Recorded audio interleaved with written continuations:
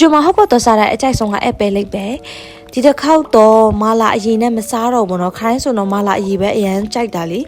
မာလာရေကျတော့အစီရမ်းများလို့ဒီတစ်ခေါက်တော့ကြက်ပြုတ်ရည်လေးပဲမာလိုက်တယ်ကြက်ပြုတ်ရည်လေးနဲ့ပဲစားမယ်ပေါ့เนาะဒါရက်လည်းလုံနေရဆိုတော့မာထားတဲ့ဟာလေးရောက်ပြီးဆိုတော့စားမယ်ကိုယ့်ရဲ့အိုးကိုကြည့်လိုက်တော့ဘာမှလည်းမပါဘူး plain လိုပဲเนาะအမှန်တော့ကိုယ်ကလေတစ်ခုကောက်ထည့်လိုက်တစ်ခုကြက်တာနဲ့တစ်ခုကောက်စားအမှန်တိုင်းပြောရရင်တော့ကိုစားခဲ့ရရလေအသားတွေကကောင်းတော့မကြက်တော့ဘူးထင်တယ်ဘိုက်ကအရန်စာနေတော့လေရင်နွေးတော့ဖြစ်ကုန်ပြီကြက်ပြုတ်ထဲထည့်လိုက်တယ်ကြက်ပြုတ်ထဲထည့်လို့နည်းနည်းနူသွားပြီလို့ထင်ပါစက်တဲ့တစ်ခါလဲကောက်ပြန်ထည့်အစားတရေပေါ့နော်အမှန်တော့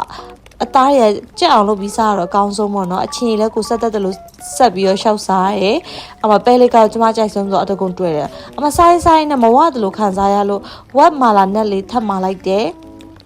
มาပြီးတော့နောက်ဆုံးလက်နဲ့ကတော့ဒီဖတ်တုတ်ကြော်လေးပေါ့နော်ဒါတော့ဖတ်တုတ်မှာတွဲပါတဲ့အချင်းရီတော့မကြိုက်ဘူးအဲ့တော့ကိုဆက်ထားတဲ့အချင်းနဲ့ပဲစားလိုက်တယ်ပေါ့နော်အဲ့တပန်းလုံးကျမတယောက်တည်းတွေ့လိုက်တယ်